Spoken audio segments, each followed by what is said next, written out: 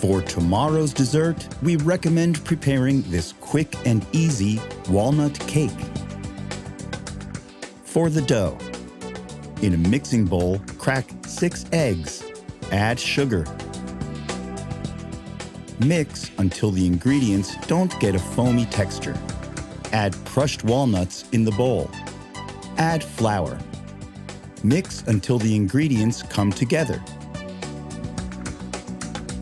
Take a baking pan and put breadcrumbs on the surface of the pan. Then add your walnuts, eggs, and sugar mixture. Bake for 45 minutes at 383 Fahrenheit. For the filling, boil some milk. Crack the remaining 2 eggs and divide the yolks from the whites. Add starch to the egg yolks. Add the leftover milk. Mix. Put this mixture in the pan with the milk and mix until you get a creamy texture. Put it on a plate and leave it till it cools down. Put some butter and powdered sugar in a mixing bowl. Mix until you get a foamy texture. Once you do, put the cream in the mixing bowl as well. Add some rum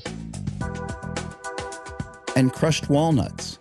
Mix until the ingredients don't come together. Take out the cake dough and cut it horizontally in the middle.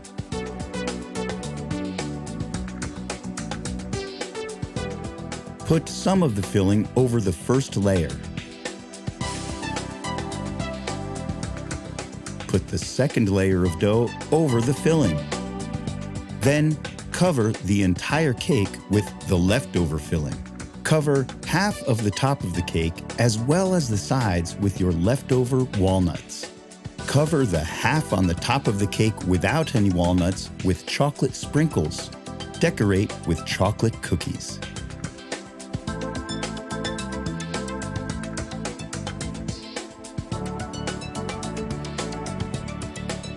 The estimated time you'd need for preparing this dessert is about 90 minutes.